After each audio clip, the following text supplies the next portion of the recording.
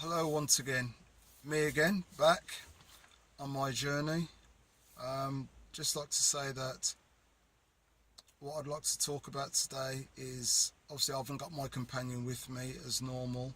I did take him for a walk this morning, but it was a short walk because I just had to go out and buy a few things for my son for boxing, and you know, just he's grown out of stuff, so he's had to have new jeans and tracksuit, and the normal thing that we have to go through when we've got children. But what I'd like to talk about is today is dreaming big. Well, I definitely do believe, and this has been going on for years, where I've been saying to my partner, and I've been listening to a lot of motivational stuff. I'm talking years back, even before I knew really what it was all about. I just used to like to listen to people's stories and just about how you can do things and the way you should do it and how you can get from A to B.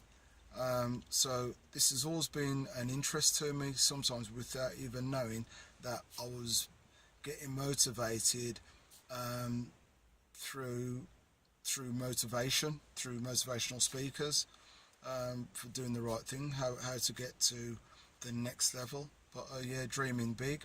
And I've always said to Alicia from day one, even though we lost our house beforehand, and we went through trials and tribulations with money. Finance is a big thing. We did all the silly things that we shouldn't have done. But I'll talk about more of that in detail anyhow. But I do believe that as people, we do need to dream big, because if we never dream big, or for me it's like having self-belief within yourself.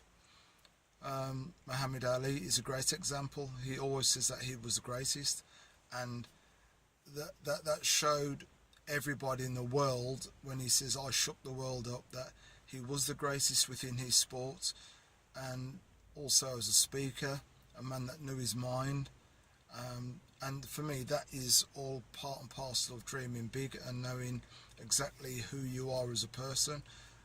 If you want to dream big, I think the first thing you have to do is realise who you are, what you have to do, what sacrifices you have to make to get to that level of purchasing whatever you want. Purchasing, sometimes I don't mean like just money ways. I mean like purchasing within, getting knowledge within yourself, knowing you deeply, and not just being a mannequin of yourself. So that when people see just the outside of you, they just see that as the outside straight away. But it's about knowing you, the ins and outs of your fibre, of your body, of your soul, how you think, how you relate to other people, what you're doing to achieve your greatness for yourself. What things are you giving up? What things are you doing to get to the next level? Are you really pushing yourself? Are you just floating through, taking life nice and easy and being the same as everybody else and being a herd member? What one person will bleat, and then you'll hear the rest of the herd will bleat. So for me, dreaming big, you have to dream big to get to where you need to get to. You have to.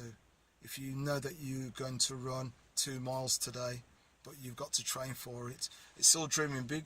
Even if you're overweight or underweight, or you're just not healthy, you just have to think, well, okay then, what do I need to do to prepare myself to get onto that next level? Do I need to run 25 meters and then stop and then walk 2 and then run 25 again until I end up then being able just to run a mile, and then next thing you know, without stopping, you're able to achieve to run that 2 miles? And these are things that you have to put in process.